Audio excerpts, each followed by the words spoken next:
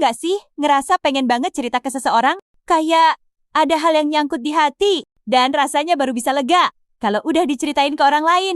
Entah itu tentang hari yang berat, perasaan yang campur aduk, atau hal kecil yang bikin kamu sedih tapi nggak tahu kenapa. Kadang kita cuma pengen didengerin, dan itu manusiawi banget. Tapi, pernah nggak setelah kamu cerita, kamu malah ngerasa kosong? Atau malah nyesel? Karena orang yang kamu percaya, ternyata nggak paham perasaanmu seutuhnya? Mungkin, bukan karena kamu salah cerita, tapi karena nggak semua orang bisa ngerti, bahkan ketika mereka dengerin dengan baik.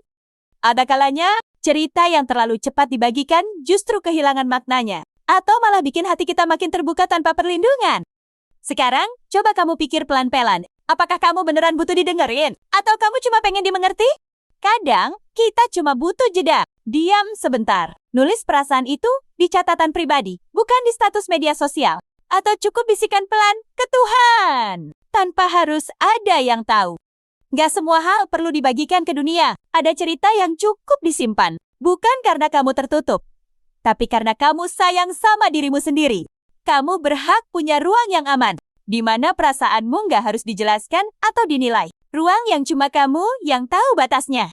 Dan kalau kamu lagi ngerasa pengen cerita, coba berhenti sejenak sebelum melakukannya. Tarik napas pelan. Tanya ke diri sendiri, apakah ini perlu aku bagikan?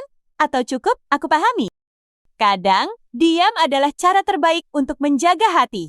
Dan menjaga diri bukan berarti kamu menjauh dari dunia. Tapi belajar memilih ke siapa dan sejauh mana kamu membuka diri. Jadi, mulai sekarang, gak apa-apa kalau kamu gak selalu cerita. Gak apa-apa kalau kamu memilih diam. Karena mungkin, di balik diam itu, kamu sedang belajar hal paling penting dalam hidup. Menjaga ketenanganmu sendiri.